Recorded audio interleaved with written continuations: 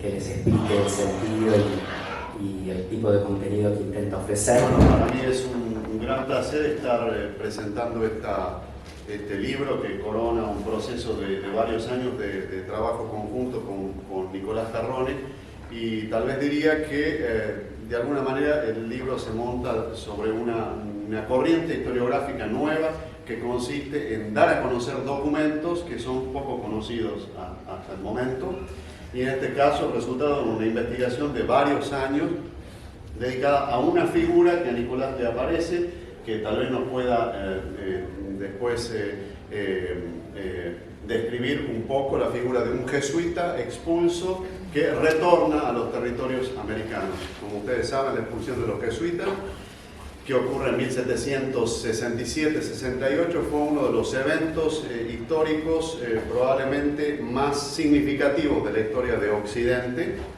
¿Acaso, pienso yo, la primera operación coordinada de escala global que conecta la administración ibérica en Europa, las Américas y el Pacífico? Es decir, es una especie de operación global avant la lettre, por lo menos desde que se habla formalmente en términos históricos de la globalización, y las implicancias administrativas, económicas, políticas y culturales de esos hechos ocurridos en 1767, tanto para el Estado español de la época como para la figura del Papa y la Iglesia en general, creo yo, aún deben ser estudiadas. Es decir, que estamos dentro de un revival historiográfico interesado en esas cuestiones.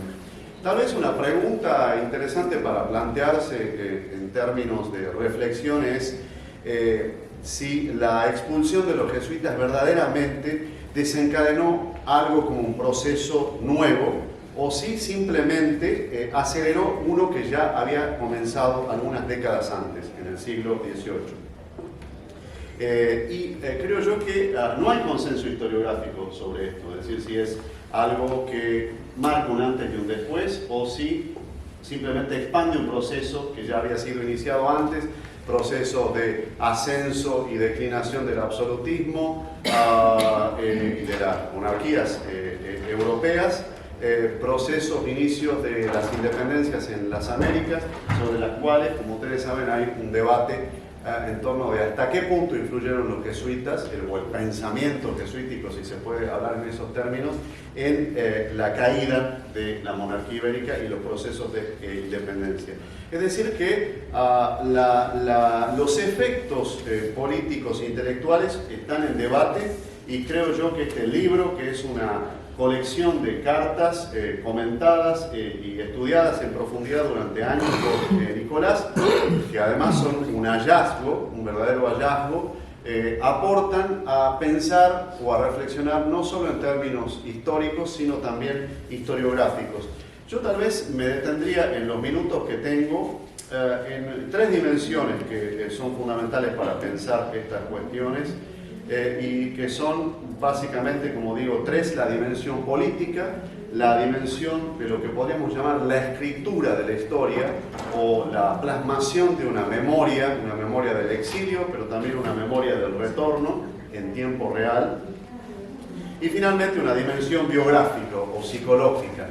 Sabemos poco y nada sobre la historia de estos jesuitas que son deportados masivamente a los estados pontificios entre 1767-68, la mayor parte de ellos llega en 1770, después de un largo periplo de los distintos puntos de los dominios de la monarquía española hacia los estados pontificios, y habitan en este lugar, en esta especie de, uno podría decir, limbo, durante décadas y décadas.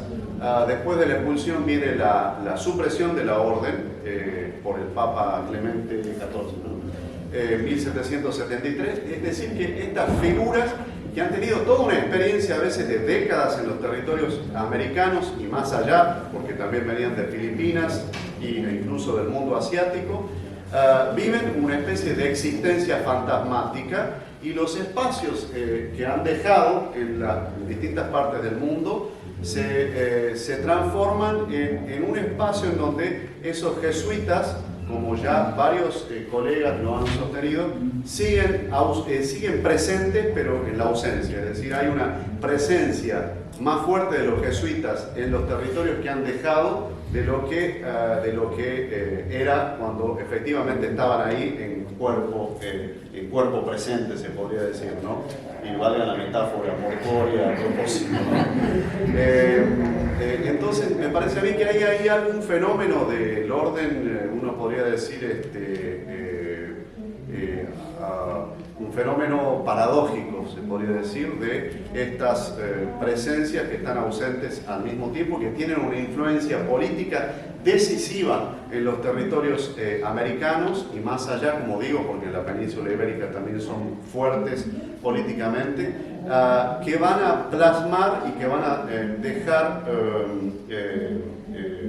reflejada en sus escritos que son, bueno, en la mayor parte de los casos, el 90% de las cosas que escribieron estos jesuitas en el exilio es totalmente desconocida.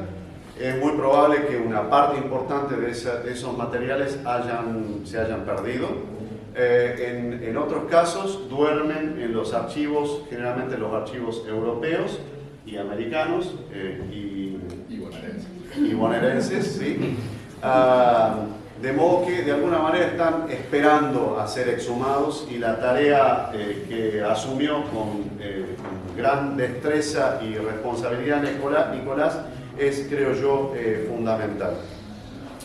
No por la importancia que puedan tener los jesuitas en sí mismos como orden, aunque es una preocupación legítima, sino por lo que puede decirnos este material sobre las transformaciones culturales y políticas de toda una época, transformaciones fundamentales para entender Occidente en este periodo bisagra de las últimas décadas del siglo XVIII, época de los antecedentes y digamos post-facio inmediato de la Revolución Francesa, en donde el concepto mismo de historia y memoria se modifica de manera radical.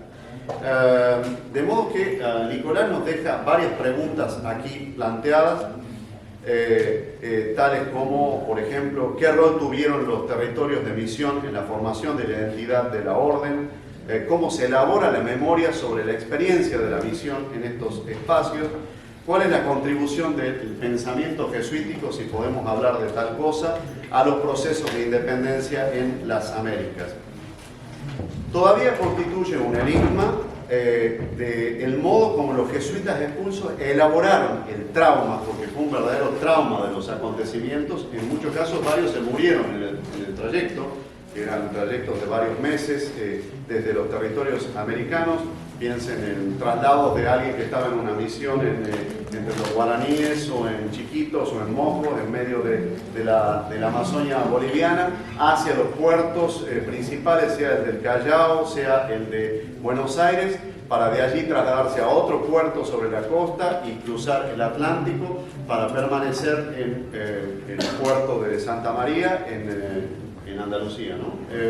Y de allí ser deportados por vía mediterránea a Córcega en principio y después a Génova. Entonces es la historia de un periplo, es una historia de un gran viaje que merece ser conocida, merece ser reconstruida. Y no sabemos qué pasa a nivel de la psicología personal de estos sujetos que atraviesan grandes distancias. Puede encontrarse, y Nicolás nos ilumina en esa dirección, algunas respuestas parciales al enigma sobre el sentimiento de los jesuitas en este momento, a través de sus propias voces, las voces del exilio, podría decir, y esta figura de Diego de Villafañe es un ejemplo muy concreto en este sentido. Los jesuitas en el exilio fundamentalmente escriben, y es muy interesante, creo yo, pasando esa segunda dimensión de la escritura, plantearse que fundamentalmente existen a través de la escritura. Y me parece interesante esta metáfora pigliana de la respiración artificial, digamos, en la medida que estos jesuitas viven a través de la escritura, es decir, respiran a través de la escritura. para hacer una lectura, digamos, ad hoc de esa metáfora tan linda. Se ha conservado un corpus enorme y esta escritura compulsiva llena la vida de muchos jesuitas expulsos. Muchos, como digo, viven en la escritura y literalmente muchos mueren en la escritura, es decir, mueren con la pluma en la mano, y hay algunos fragmentos célebres en obituarios de jesuitas en donde dice: este pobre hombre murió, o vivió más bien, para escribir la historia del Chaco, la historia natural del Chaco, y murió en el intento, no llegó a escribir los dos, el segundo y tercer volumen. Y así encontramos anécdotas de este tipo reflejando el carácter vital de una escritura que es la existencia, es más real que la existencia, la escritura. Me parece también una metáfora interesante para explorar. Tal vez diría unas palabras finales para ir cerrando,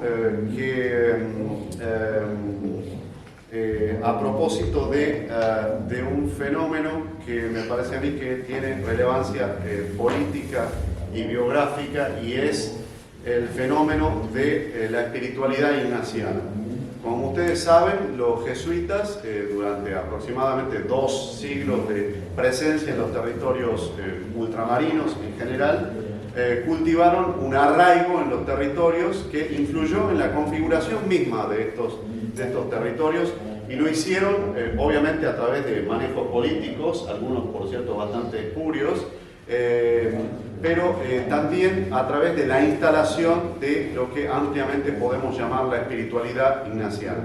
Para decirlo de manera sencilla y rápida, la espiritualidad ignaciana es básicamente la práctica de los ejercicios espirituales, para decirlo así de manera bastante ramplona, pero que de alguna manera marca la identidad de los espacios en donde ejercieron su actividad a nivel global. Y dejan una impronta tanto en las sociedades criollas locales, de las cuales ellos mismos son parte, es decir, varios de estos jesuitas como Nicolás, como Diego Villafañe,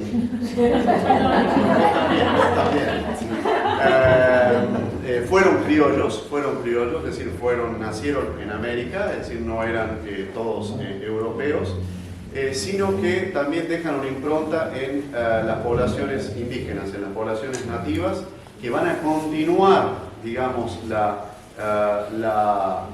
tradición de la espiritualidad ignaciana, pero ya sin jesuitas.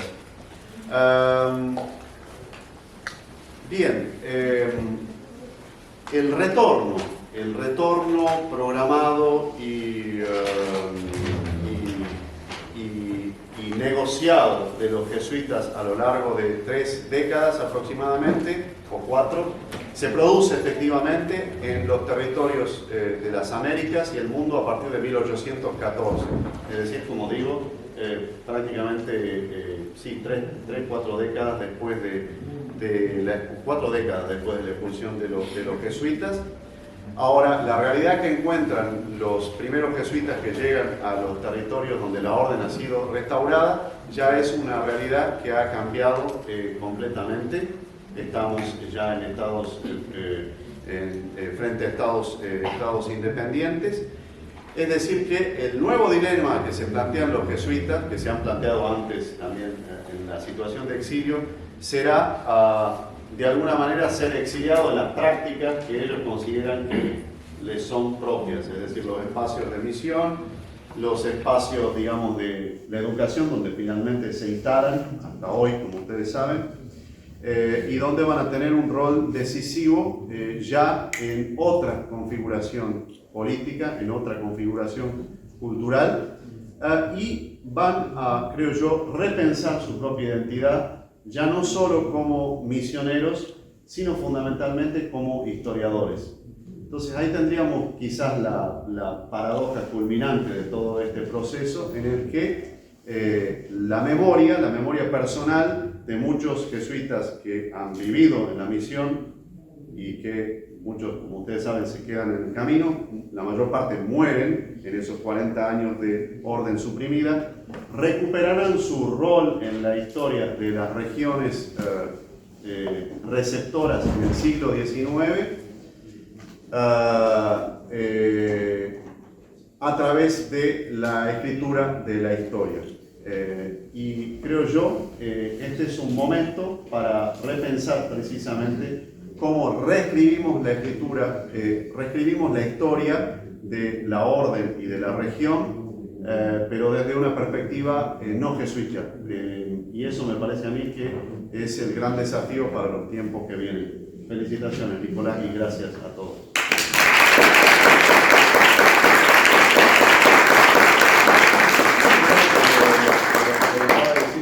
Perfecto. Exactamente.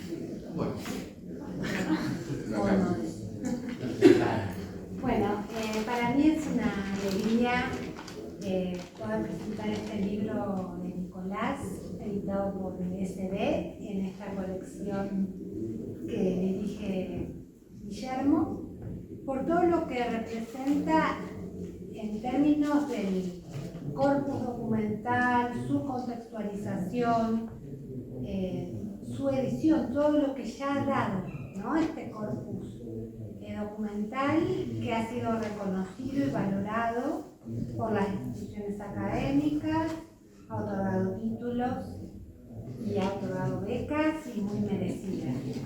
Y por todo lo que puede dar, ¿no? Por todas las posibilidades que este libro abre, que es un acto de generosidad, ¿no? Poner a disposición estas fuentes sobre las cuales él ha dicho mucho, pero sobre las cuales todavía se puede decir mucho más. Como la mayoría de quienes están presentes saben, se trata del corpus que sirvió de base a la tesis doctoral de Nicolás.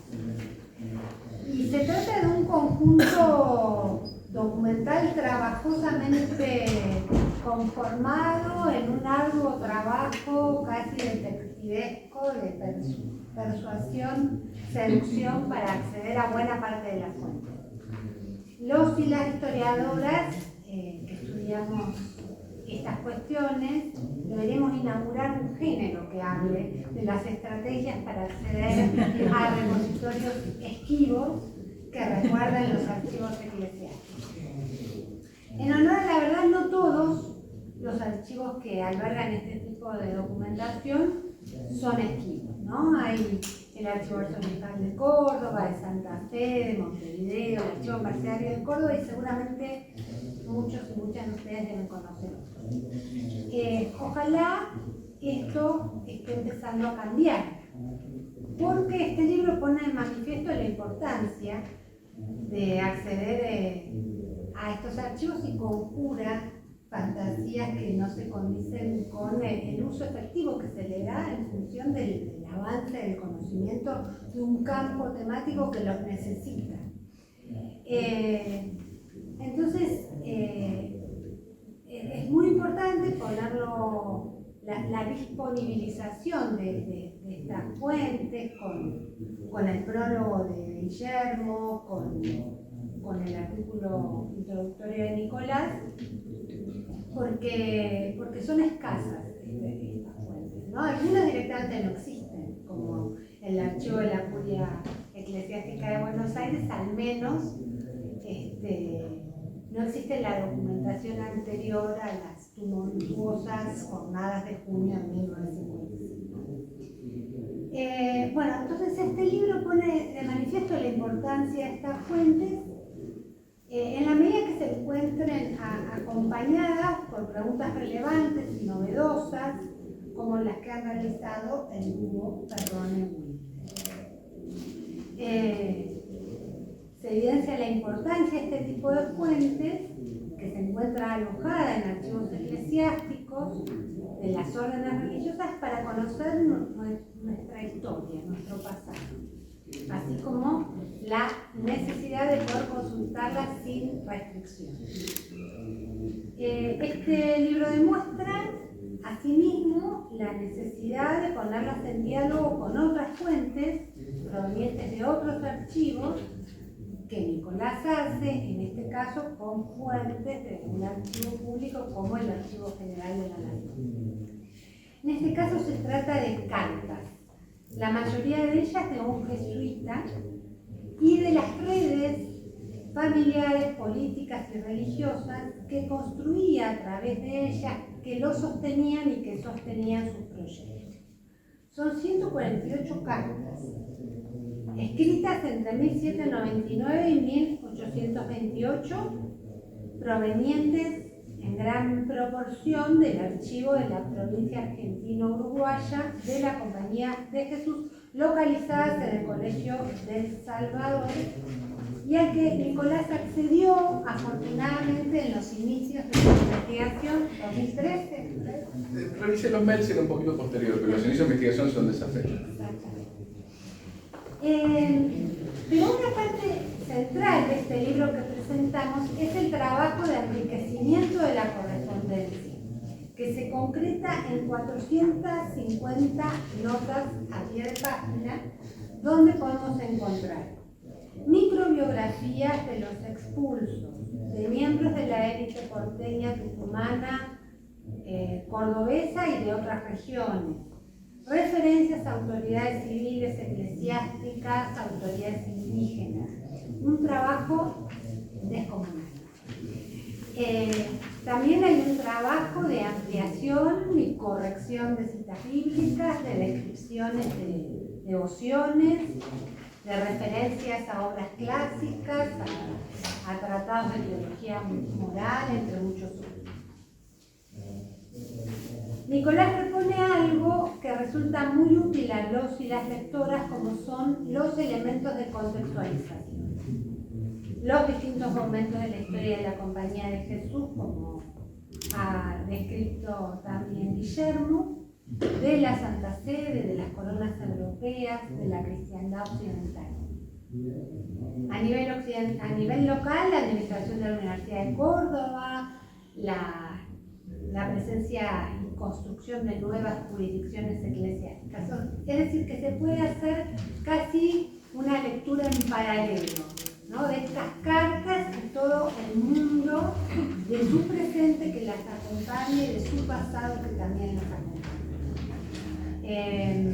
Además, confiesa 28 veces a quienes no ha podido identificar, con cierto pesar, pero lo dice y es muy importante que se diga. La obsesión de todo. La obsesión y también la honestidad. Y además se incluyen mapas con recorridos misionales que también son muy útiles. En todo esta reconstrucción dialoga mucho con Guillermo Furlong, una suerte de antecesor en la edición de este tipo de fuentes. Este libro, la disponibilización de la fuente a través de él, también puede escribirse en una tradición historiográfica que no sé si la reconoces como interlocutora, pero yo sí, que utilizó fuentes jesuíticas para distintos temas. Me refiero a las investigaciones, por ejemplo, sobre los sistemas agrarios en los años 60 y 70, que llegó a nuestro país con cierto retraso en los años 80 y principios del 90, donde se resalta el estudio de las haciendas, en especial las novohispanas y en particular las de los jesuitas. El antiguo libro florescano, que quizás algunas y algunos conocen, Haciendas, latifundios y plantaciones, reúne parte de esas contribuciones, ¿no? Estas fuentes de las haciendas jesuíticas ya habían aparecido en la historiografía y nos habían permitido pensar problemas relevantes de la historia colonial. En el Río de la Plata, Carlos Mayo utilizó muchas de estas fuentes, sobre todo para Córdoba, para las provincias del NOA, Saramata, Jorge Troisi, para Buenos Aires, Raúl, la Chacarita de los colegiados. Algunas investigaciones solo la usaron en el marco de los estudios de historia socioeconómica y se limitaron a evaluar las posibilidades y limitaciones para el estudio del mundo agrario.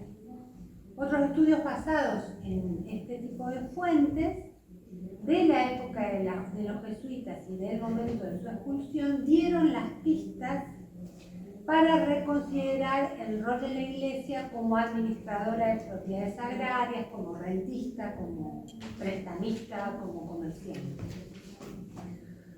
Algunas investigaciones tomaron en cuenta estos datos relevantes que aparecían en estas fuentes, en sus análisis, y las convirtieron en problemas historiográficos sobre los cuales hasta ese momento se sabía muy poco. Muchos desplazamientos tuvieron una clara dirección, de los estudios de historia económica a los estudios de historia social y cultural. Algunas de las muy buenas investigaciones sobre el catolicismo colonial siguieron este recorrido, como las de Breitling o las de William James. Bueno, dijimos que Nicolás ha realizado un uso intensivo de estas cartas en el marco de su investigación doctoral y parte de las conclusiones las comparte en la introducción. Básicamente se abocó a la construcción de las redes filojesuíticas en Córdoba y Tucumán luego de la expulsión, donde resalta el papel de Ambrosio Puig. Así, aquí se puede ver otra cosa, como Diego León de Villafañe se suma y continúa la labor de María Antonia de Paz y Figueroa, acá Alicia Fresquina está presente, que fallece en el mismo año en que Villafañe llega, en el sentido de mantener vivo el espíritu ignaciano y algunas de sus prácticas. En su tesis también trabajó sobre la circulación de obras artístico-religiosas, favores, obras académicas literarias, la circulación de los mismos textos de los expulsos en esas redes filojesuíticas, la participación de la élite cordobesa en esas redes, las estrategias de retorno de los jesuitas expulsos y la articulación de sus contactos político-personales locales.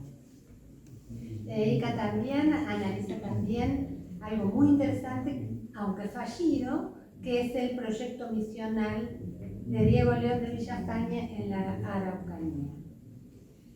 En definitiva, hay una serie de temas muy relevantes, muy clásicos, pero sobre los cuales esta documentación puede arrojar nueva luz, como las intervenciones de los jesuitas en los conflictos del Río de la Plata, la difusión de la religiosidad jesuítica, su percepción acerca del clero secular, la llegada de nuevas ideas político-religiosas, la lucha por la ortodoxia, sus críticas a las autoridades revolucionarias, el problema del patronato, el problema de la provisión de obispados. Es decir, que el contenido de las fuentes permite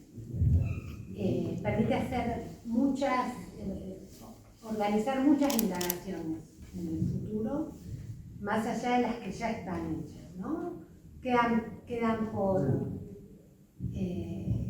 saber muchas características de cómo ve a ese mundo diocesano Villafañe, a sus obispos, a sus cabildos, nuevas descripciones e interpretaciones sobre los hechos políticos del momento, las invasiones inglesas, la invasión napoleónica de España, la Revolución de Mayo, la Guerra de Revolución, nuevas descripciones de batallas paradigmáticas como la batalla de Tucumán, los estudios universitarios, qué pasa cómo es su vínculo con esa universidad que había estado en manos de los jesuitas y que ahora vuelve a clero secular después del interregno franciscano. Y algo muy interesante es qué pasa con las relaciones con propaganda fide, ¿no?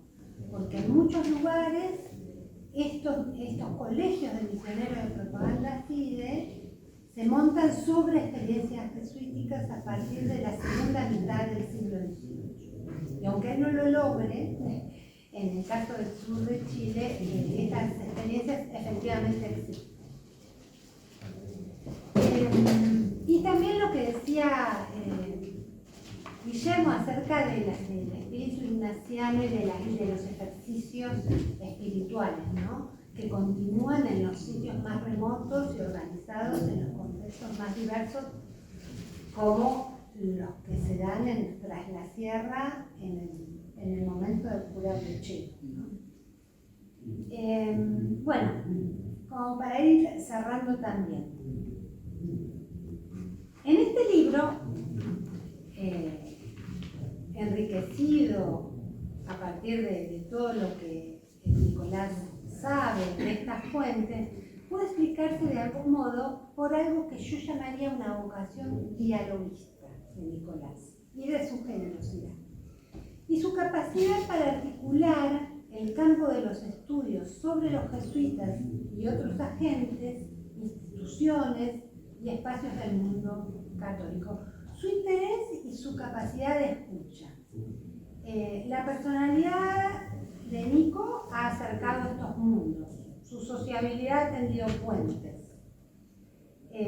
Su tesis, el corpus que le sirvió de base y este libro permiten seguir estableciendo diálogos que hemos iniciado ya hace unos años entre el mundo de los jesuitas. No sería un típico jesuitólogo. Para nada, gracias a Dios. Sí. Justamente por esta actitud de apertura. Y esto es muy importante porque después de cierta renovación y especialización dentro del campo y de los temas que nos interesan, de los cuales sin embargo falta todavía conocer mucho, en mi opinión hay que profundizar las intersecciones historiográficas y de campos, de historia nacional, de las fronteras, del catolicismo y del giro imperial que anda por ahí, que ya han impulsado interesantes preguntas y pueden favorecer la emergencia de nuevos problemas historiográficos. Así que muchas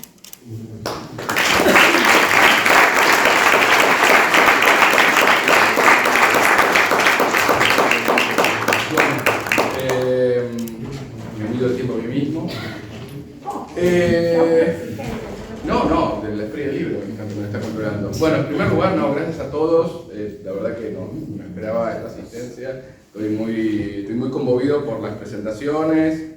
Esto de la actitud dialógica, en realidad todo esto fue construido a lo largo de los años con ustedes. No es mérito mío, pero ahora voy a retomar algunas cosas. Pero bueno, sí quiero agradecer a todos los que están acá presentes, a mi familia, a Lucía, a Guillermo, a Marilena, a un montón de académicos acá que si no se me van los minutos nombrándolos a todos. Algunos están en los agradecimientos, es otro punto para comprar el libro, ahí están los agradecimientos. Pero eso es un problema para mí o para después. Bueno, yo voy a arrancar con porque me facilitaron un poco la situación, o sea, además de lo grandioso que dijeron, que no sé de dónde salió eso, pero no importa, un poco de captatio de benevolencia. Iba a arrancar con un chiste. Ya Lucía me está diciendo que no lo hiciera. Hay un pequeño chiste que circula sobre los jesuitas que dice: Dios es omnisciente, pero hay tres cosas que él no puede saber: cuántas congregaciones de monjas hay, cuánto dinero tienen los salesianos y en qué piensa un jesuita. Lo contó el Papa hace poco, así que está autorizado esto. Bueno, un poco la idea de este libro, no porque me subí con un libro equivocado, de este libro es, como fueron diciendo Marilena y Guillermo, tratar de meterse en la cabeza, al menos de este jesuita particular que, bueno, un poco ya narraron, estas son las cartas que el corpus central, no el único, pero sí el que estructuró mi trabajo doctoral, que bueno, estas cartas hicieron mi tesis. Sobre la historia de cómo llegué a ellas, en realidad esa es su historia de otra obsesión, otra neurosis, algunos de los que me conocen ya la saben, pero sí, básicamente estuve desde 2014, 2013, persiguiendo diligiosamente la entrada al Archivo del Salvador, cosa que logré muy brevemente en el 2017. Y mi tesis inicialmente iba para otro lado, iba a una tesis bastante más clásica sobre producción intelectual jesuítica. Ya no me acuerdo del proyecto inicial, pero era muy batlori, muy por otros lados. Y cuando empecé a trabajar, empecé a transcribir, empecé a ver estos entramados, estas conexiones de Villafañe con la mitad del Río de la Plata, dije, bueno, me parece que hay que reprogramar, recalcular e ir por acá a algo distinto. Y bueno, de las cosas que voy a retomar un poco las cosas que dijeron, entonces voy a orientarme con lo que ya dijeron antes en vez de lo que anoté, que ya prácticamente me lo dijeron.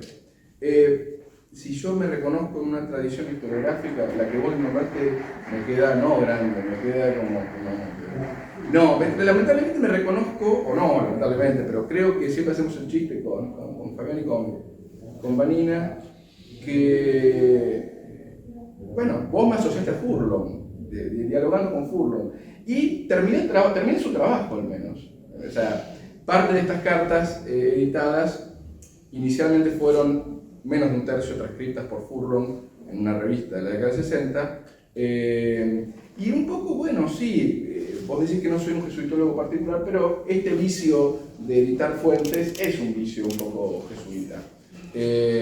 Obviamente es difícil dejar de ser atrapado por la compañía. Esta idea de ser un jesuitólogo distinto, soy uno de los pocos que creo que se autodenomina jesuitólogo, ya la gente escapa del término.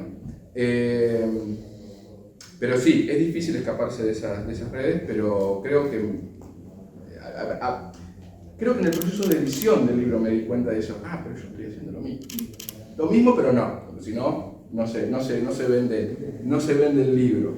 Y sí, si bien mi tesis fue sobre las redes filojesuíticas entre finales del siglo XVIII, principios del siglo XIX, y los contactos, y de cómo fueron utilizadas, no solamente por los jesuitas, sino también por otros miembros, obviamente la tesis abrió innumerables caminos de investigación. De hecho, yo me acuerdo que vos querías que agregara un capítulo más a la tesis sobre justamente el problema de la independencia, que es una problemática, o sea, la problemática de los jesuitas en independencia es una discusión muy clásica, en algunos aspectos todavía continúa. De hecho, también SB publicó hace un par de años un libro sobre la difusión de Rousseau en Latinoamérica, y el debate de Suárez o Rousseau es el debate central. O sea, ¿quién fue el filósofo de la Revolución? ¿Si un jesuita o un ilustrado?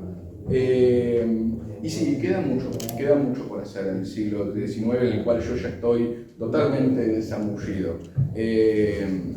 Yo creo que igual, justamente, este tipo de cartas, este tipo de reconstrucción de relaciones permiten salir un poco de estos debates de historia intelectual clásica en la temática de los independientes, y poner un poco más de carnadura. Es decir, ¿qué significaba para fulano de tal estar en carteo con un jesuita? ¿O qué significaba para un jesuita, sí, estar discutiendo con Belgrano, estar discutiendo con San Martín o con O'Higgins, gestionar con un nuevo gobierno independiente al cual Furlong, con el cual voy a decir que yo dialogo, Furlong llamaba a Villafañe de una manera muy grandilocuente el poeta de la emancipación americana.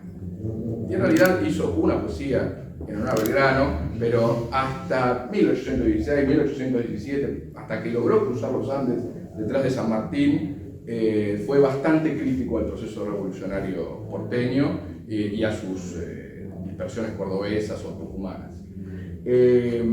Sobre la relación con el mundo eclesiástico local y regional, también yo trabajé algunas vueltas. En las tesis uno intenta abarcar todo y después quiere llenar de notas y llenar de análisis, y en realidad Villafañe tiene una relación bastante jesuita tradicional, por así decirlo, esta idea de soy mejor que el resto y quiero demostrarlo a partir de la discusión de la escritura ignaciana o a partir de debates intelectuales en el clero local, y eso obviamente no caía muy bien en los sacerdotes tucumanos. Al menos tuvo un par de riñas que aparecen acá en las cartas.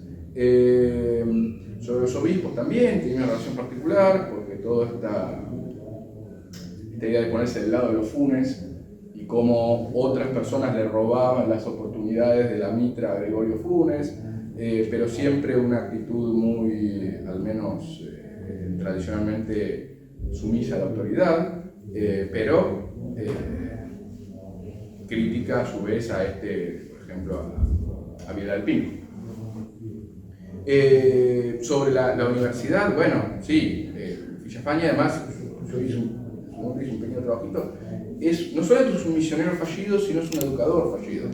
Entonces hay que ver cómo este mito de alrededor de los jesuitas, que estaría bueno, que es uno de mis planes rastrearlo en el siglo XIX, es decir, qué se recordó después de estas redes y qué se siguió recordando, qué fragmentos decidieron recordar tanto las élites filo como antijesuíticas de qué era, qué hacían y qué tan milagrosos o no eran, porque hay a lo largo de todo el siglo XIX una idea de que vuelvan los jesuitas, no importa que sean tres ancianos van a evangelizar a una tribu indígena.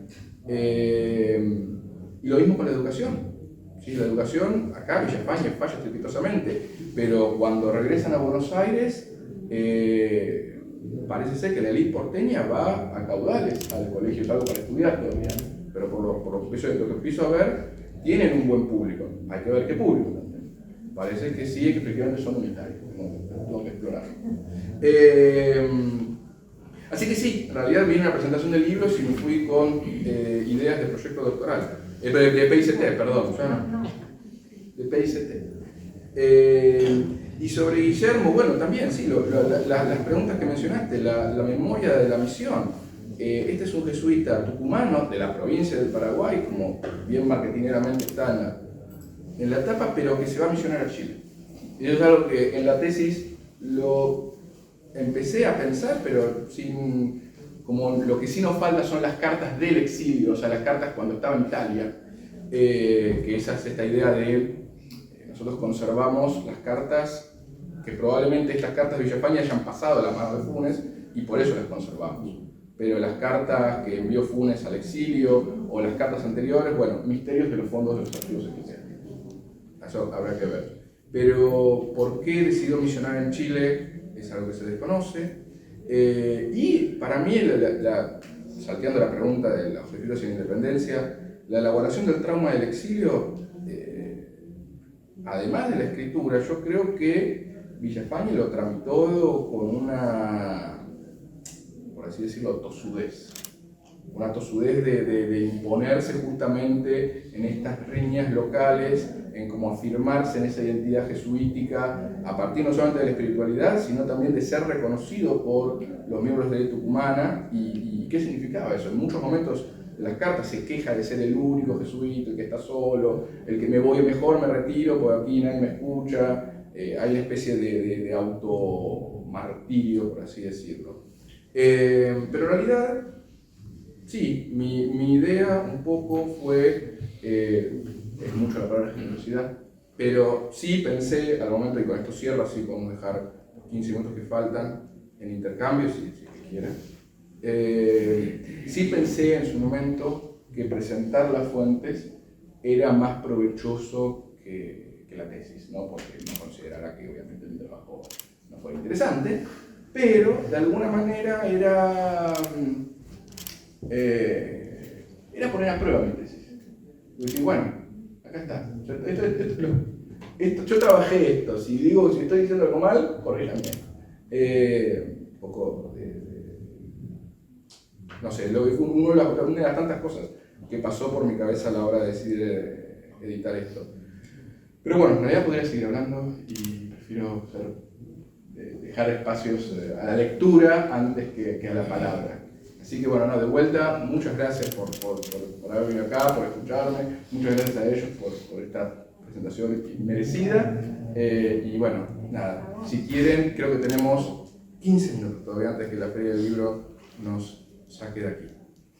Una pregunta, sí. ¿Por qué los expulsaron? Bueno, ¿por qué los expulsaron? Es la pregunta, es la pregunta.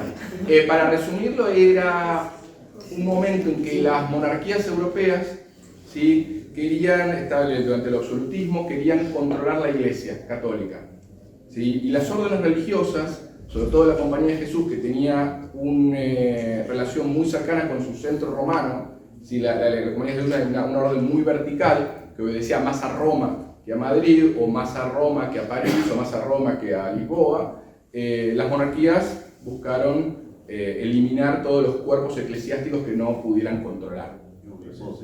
Una hipótesis. Una hipótesis. La política. Así que eso después, lo que pasó es eso. Primero se expulsaron de Portugal, después de Francia, después de España, de todas las posesiones coloniales y después de los pequeños estados dependientes de las coronas. Paradójicamente los recibieron monarcas no católicos. Algunos, bueno, la mayoría se fueron a Italia, otros se fueron a Rusia, algunos a Estados Unidos, otros a Inglaterra, Prusia, y la historia de la dispersión y reagrupamiento y padecimiento es larguísima. Y yo agregaría algo. Uno de los pendientes es estudiar qué pasó, el vacío que dejan los jesuitas, no en las misiones que yo estudié en el resto, en el mundo, bueno, sí en la universidad, sí en las misiones, pero en todos los otros espacios, los colegios, digamos que habían tenido tanta influencia, tantos esclavos, tanta producción. Me parece que todavía toda esa historia seguimos haciendo una historia de la Iglesia Católica en esas décadas sin los jesuitas y sin explicarlo. Me hago cargo. Trabajo para el PICT. Ahí va. Alguien.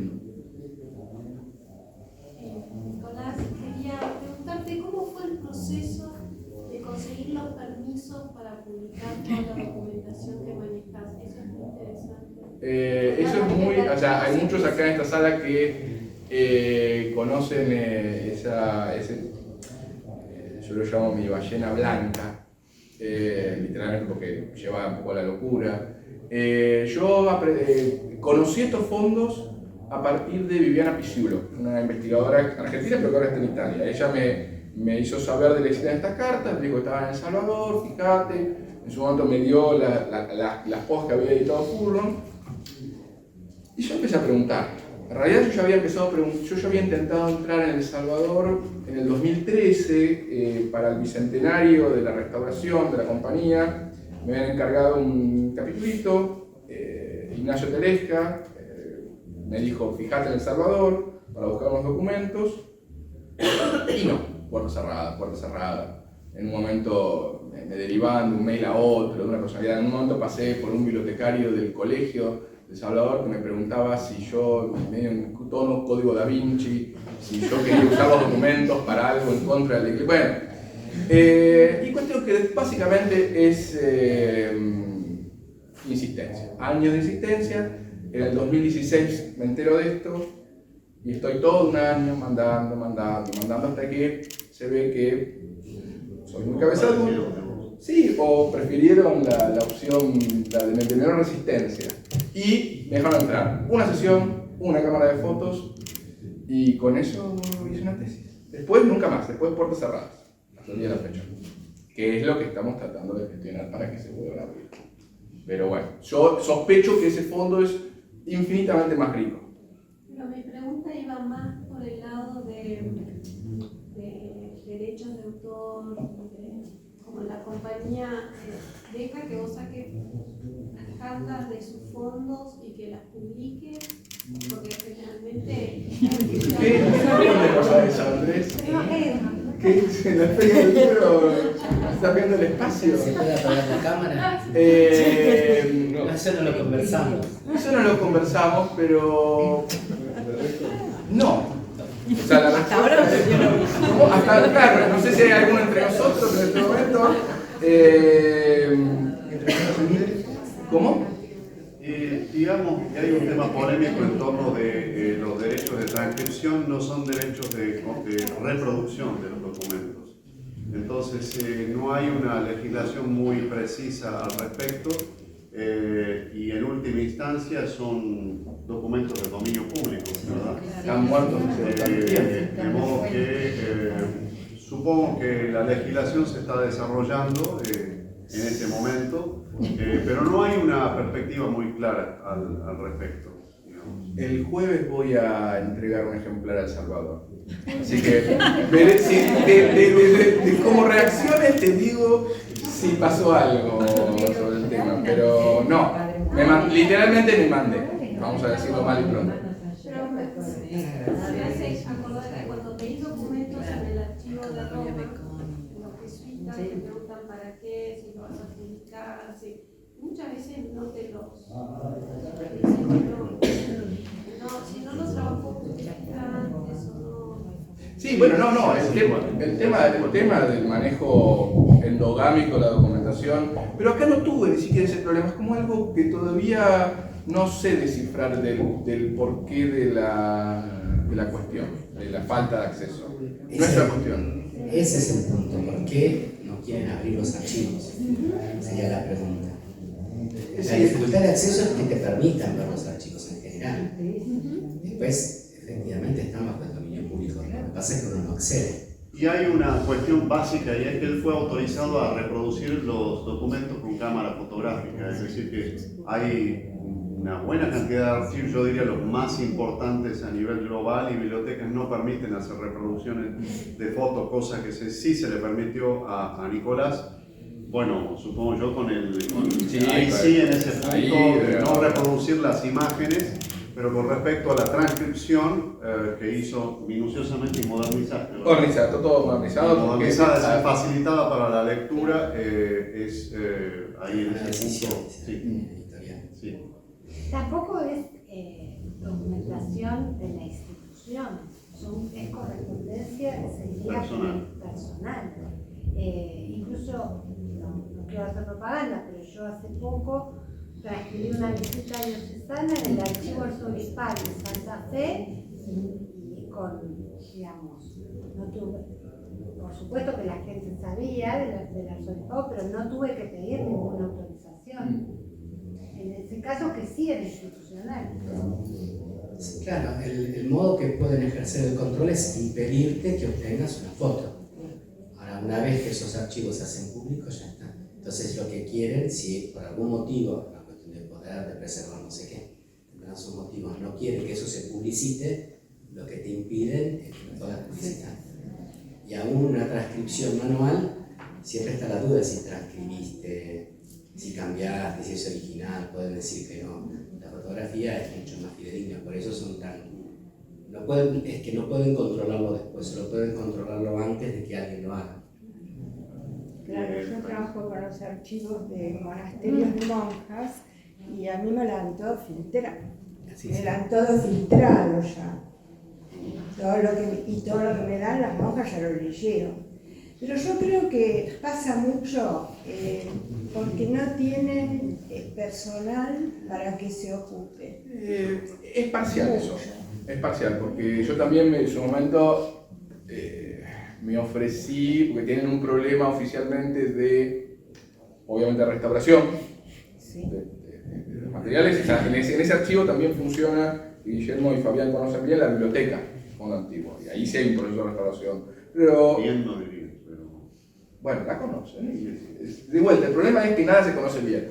Pero el otro problema que tenían oficialmente es la catalogación.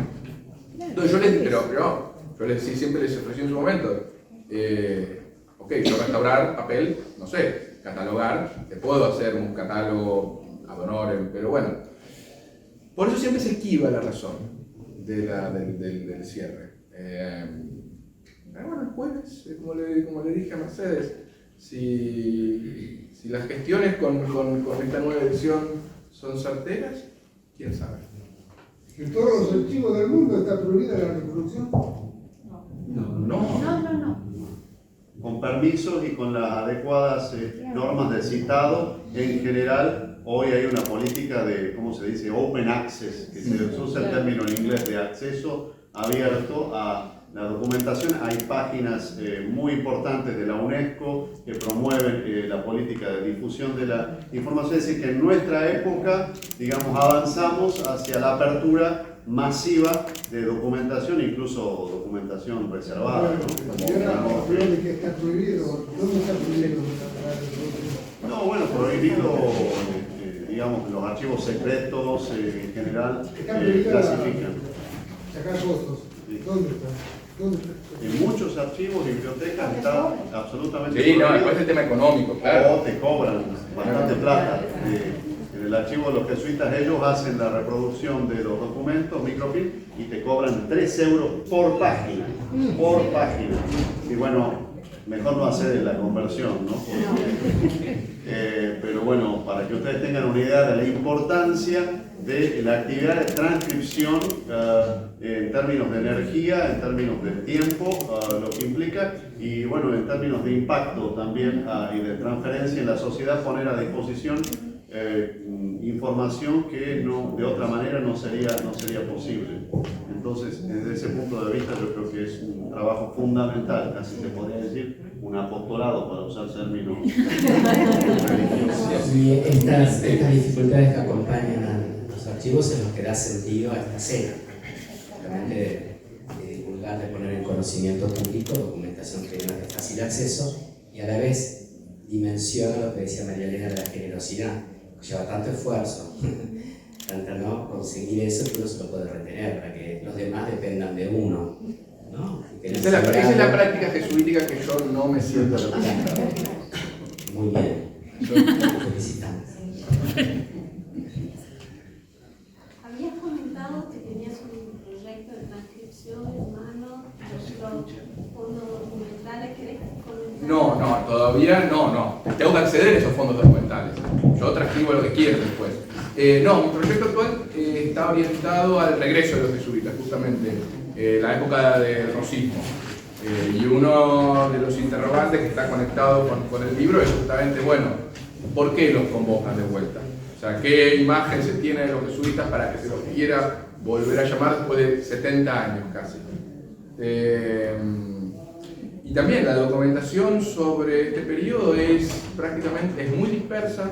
Hay algo en la GN, pero de las actividades en sí mismas estoy casi seguro que está ahí. Yo justamente, mientras tanto, es un proceso de reconstrucción en prensa, en otros intuiciones donde puede haber información, pero bueno, sí, el próximo proyecto será lo que me permitan justamente los archivos.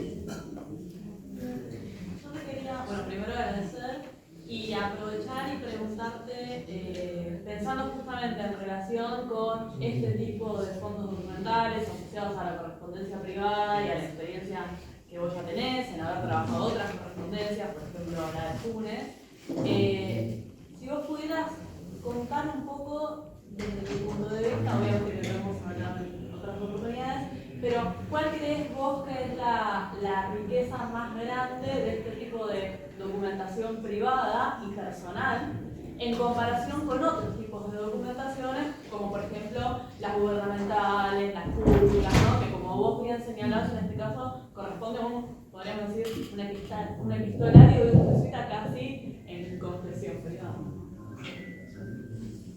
Bueno, esto y ya cerramos, creo, Sí. ¿no? Sí. No, bueno, ese es justamente la falta de filtro.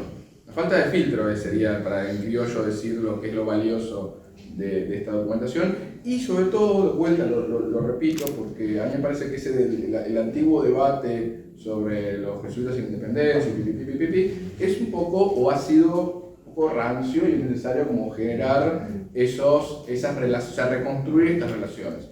Y eso en la correspondencia se ve muy bien, con sus baches, porque de vuelta esta correspondencia hace continuamente referencia a otras cartas de otros jesuitas o otras cartas con otros autores políticos que ojalá alguna vez se encuentre, pero sobre todo lo fundamental es que le da carnadura a la acción político-religiosa de estos 30 años de actividad en Tucumán.